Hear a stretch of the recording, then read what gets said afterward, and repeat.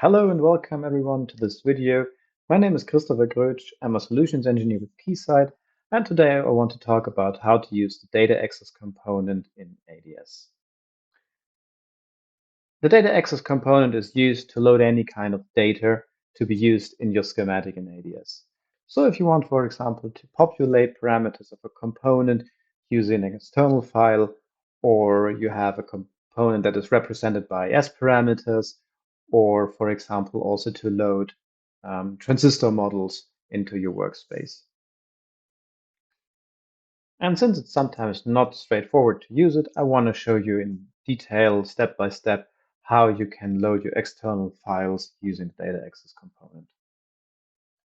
So let's jump right in and switch to ADS, where I can explain you step by step how to use it.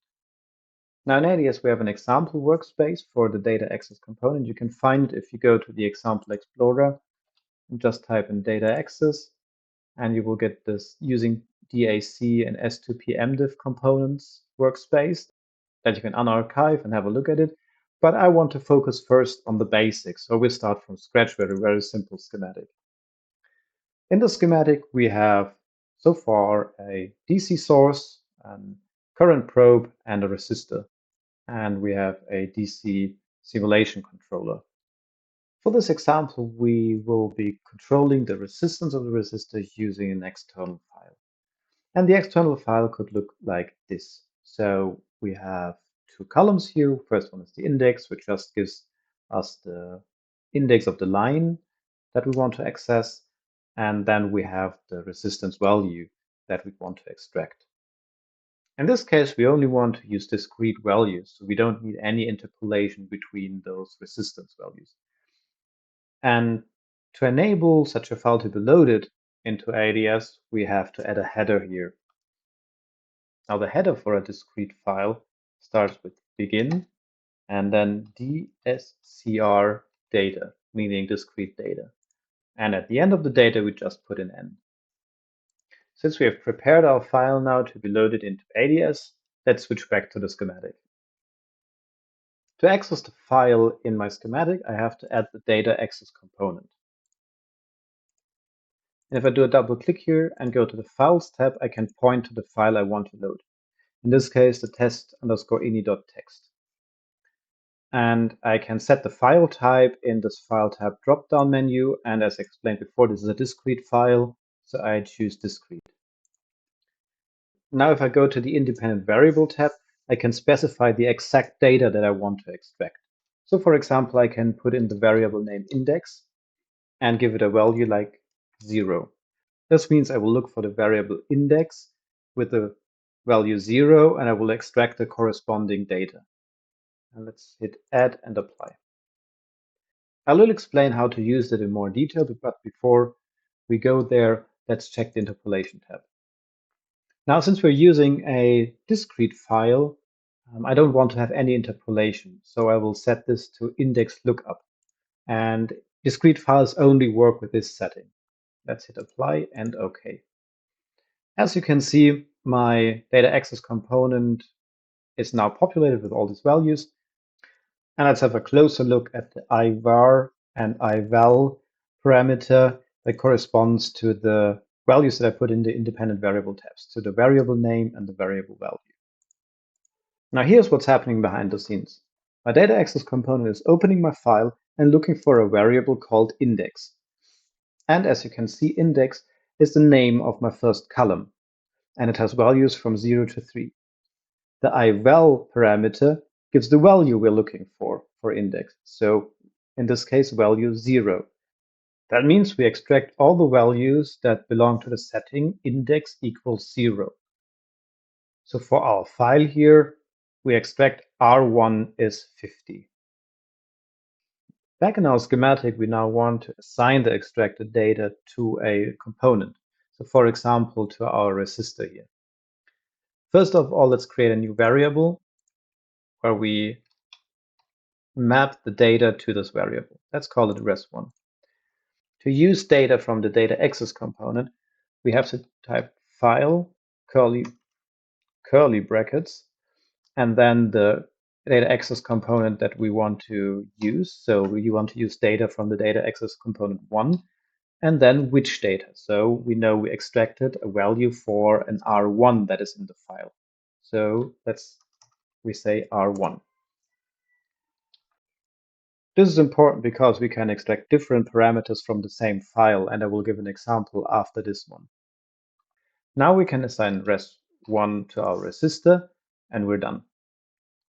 Now to also see res1 in the output of the simulation, let's go to our DC controller, go to output, and add the res1 equation to our output so that it's accessible in our data display.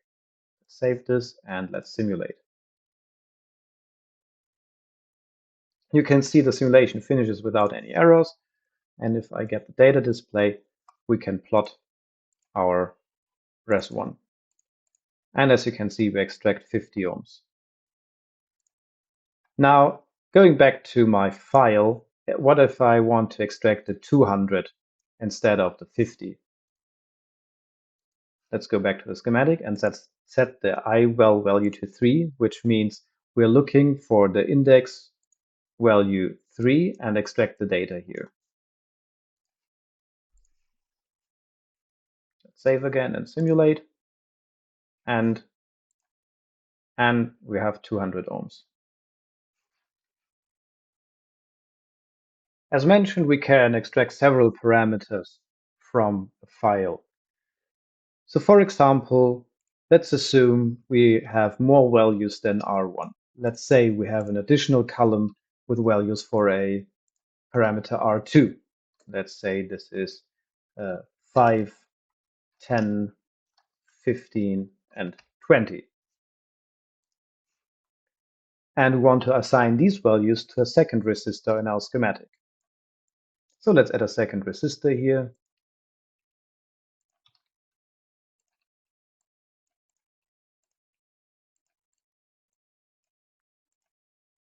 Give it the variable R2 that we also have to define. Let's do a copy of my res1 variable and let's call it res2. And now all we have to do is say we want to access, instead of R1, we want to access R2. So by this, we additionally also extract an R2 value from our file. Let's have a look again what happens behind the scenes now. We have our index parameter that hasn't changed. We have our value 0, meaning we are looking for index in our data and for the line 0 of index. That means in this case now we're extracting R150 and R25. That's what we can access in the schematic.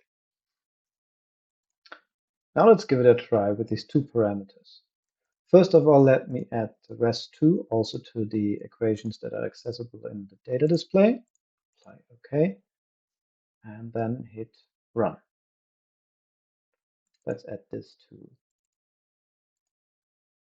And as you can see, we correctly extract the two parameters from our file. To recap, the data access component can load multidimensional data. That means to access specific data within this container, we have to use the equation file with the curly brackets, then point to the data access component that we want to use, and then to the specific data that we want to extract. So we want to extract the data for the parameter R1 within that file, or in this case for R2. Talking about multidimensional data, we can even go one step further. So let's add another dimension to the file that we already have. So let's assume we have additional set of data in our file that we can choose from. So let's do a copy and paste. And let's give it some different values here. 1, 2, 3, 4. Now to access this data, let's add another variable. So for the first set, we have a variable that has the value 0. And for the second set of data, we have a variable sample that has the value 1. So by setting sample to 0, we will get an access to the first data. And by setting variable sample to 1, we will access the second set of data. Save this and go back to the schematic. In a schematic, to access the additional dimension of the data, we will also have to add another independent variable. So that's the one we just added to our file. So that was called sample. And we add this, and we also assign it a value, 0. To make it visible in the schematic, let's do a double click again, go to display, and activate display parameter on schematic for ivar and ival2. There they are. So what's happening behind the scenes if I have two variables in my data access component? It's very similar to one. Data access component is opening my file and then looking for my first variable, sample in this case, and where it equals the value that I defined. So sample equals 1. And then it looks for the corresponding parameter index with the corresponding value. So in this case, it's 2. So we're looking for the line for index 2, and then we extract the values. So in this case, we will extract R130 and R23. Now let's see what happens if we use the same settings in our schematic and run the simulation. Let's set sample to 1 and index to 2 and run the simulation. We insert a marker, line, and as you can see, our resistor 1 has 30, the resistor 2 has 3 ohms. And if we compare it to our file, you can see we have sample 1 and line 2, meaning that R1 should have 30 and R2 should have 3. So that's correct. Now let's discuss how we can use sweeps in combination with the data access component. So for example, in case I want to access more than one pair of data, so an entire set of data, for example, the set for sample equals 1, meaning I want to sweep over the index. So let's first create a variable that we can use for the sweep. Let's call it res index, and then define the sweep in our DC block. Res index from 0 to 3, and apply. And we simply exchange the fixed value 2 with our sweep value. And if we now run the simulation, let's see what happens. As you can see, we will extract not only one value, but we will sweep through the lines of our data set and extract the corresponding values. Let's have a look again behind the scenes. So we set a variable that we want to sweep, the res index, and we defined it in our simulation controller. And then we defined it also as the value we want to look at. Meaning if we look at the file, what will happen there? So first we go to our set with the variable sample equals 1. And then instead of just extracting one pair, we're sweeping through the index values. So from 0 to 3, and we're extracting all this data. So meaning for R1, we extract 10, 20, 30, 40, and for R2, 1, 2, 3, 4. Of course, what works for one or two variables can be expanded to n variables. So in this example here, we have 3 variables. We added one called run. And you will address this in the same way in the data access tool as the other two. So you put in the variable name in the independent variable tab, and then add the specific value that you want to look for in the file. However, there's another way to address data in a file, and this is by using the nesting index. Having several variables that are swept is like a sweep within a sweep within a sweep. So we have an outermost sweep variable. So that could be, for example, here sample. And you have an innermost that would be index. So you can assign an index value to all of these variables. Sample as the outermost would be 1, run as the second variable that is swept is 2, and the innermost index is 3. So how to address this in the data access component? It's very easy. You exchange the name by add plus the nesting index. So here's an example. So before we have sample, run, and index as the independent variable names, but we can also use add 1, 2, or 3 in the name field. Let's use our little example to demonstrate how we can load n-dimensional data.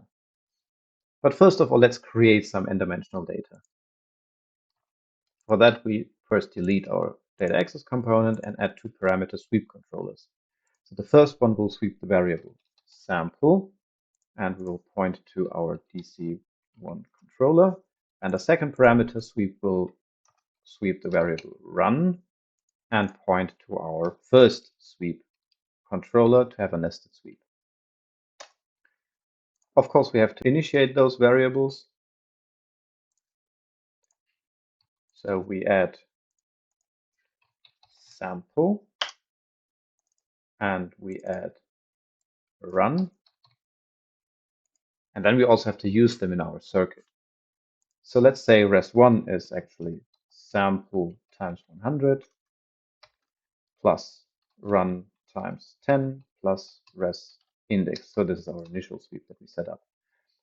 This way we can easily see which resistant value corresponds to which sweep combination. And res2, let's set it to a fixed value here. Save and run. So here's the result. As you can see, res1 now represents all the different resistor values for the nested sweep. So what we want to do now is want to export this data into a data file. So in this case, we are using MDIF instead of a discrete data. We have to set it to real imaginary. Let's call it just MDIF. We have to select the data set from which we want to extract data. And now let's write it to a file. So that was successful. Let's have a look at the file. Now this is the file that was created. And as you can see, we have our variables run and sample, and as our innermost sweep, the res index sweep. You also might realize that we only have the current data here as the results. That's because MDIF files structure output data into different blocks, meaning node data like currents or voltages are saved in a different data set than data coming from equations. And the res1 is generated by an equation. So if we look for this, you can see it further down in the document. And we also have the res index. And now we're getting the results for res2 and res1 because they're based on equations. And as you can see, the block for this is named differently than for the node data that was created. So here it's based AEL something. And here we have the sweep 2, sweep 1, DC, DC block. To load the data into our schematic, we will add again a data access component, and we will point to the right file name, mdiff.mdf, and we will set the file type to generic mdiff file. Now, as just explained, mdiff structures the data into different blocks, meaning to be able to access the proper block, we will have to enter the block name. So all the equation-based data is saved into this ALE_0.dc1 blocks. And so I'll just copy the name and fill it in here. Hit apply. Now for the independent variables, as you've seen, we have run, sample, and res index. So let's add run and add a value and sample and res index to access the data. Let's create a new variable where we store the data that's coming from the data access tool. So we call it from DAC, and then we call it file DAC1. So we load the res1 data, and by that we can directly compare the data that's coming from the DAC res1 with the data that is generated by the sweep. To be able to access the from DAC variable, we also have to put it to the output here. From DAC, add, OK. And now let's run the simulation. So that's the results that we had before. And now let's add from DAC. And as you can see, the results match. Now let's reduce the complexity a bit to really make sure that the results match. So let's say we deactivate the parameter sweep and we set the sample value to a fixed value and the run value to a fixed value. So what we are expecting is res1 value of 500 plus 60 something plus values from 0 to 1 for the res index. And the same, of course, from the data that we load from the DAG. So let's run the simulation. Maximize this. So you can see we get resistance values from 560 to 563 and the same from the DAG. So the results really match. So last but not least, let's verify what I've told you before about addressing data using the nested index. So in this case, let's have a look at our data file. So we have the run as outermost and the sample as the second and res index as the innermost. So there's a slight difference between the slide that I've shown you and the file that we have here. So run would be index 1, sample would be index 2, and res would be index 3. So that's applied that way. So let's go to our data access tool. We say run is at 1, apply. Sample is at 2, apply. And res index is at 3, apply. So we should get the same results as before. Let's run. And as you can see, yeah, the results match. Last but not least, what happens if you want to use a variable for the variable name? So let's say my variable that you define in the schematic. Now this can also be done, but also in this case, you have to put an at before. So let's say apply, and then we add a variable, my var, and we call this one run. And okay. So in this case now, my var is referencing the variable content from the schematics, so the string run. And let's try this. Yeah. So the results are still the same. So that also works. I hope the video and the step-by-step guide provide you a good overview on how to use the data access component, and then you don't have any issues anymore to use external files. Thank you very much for watching.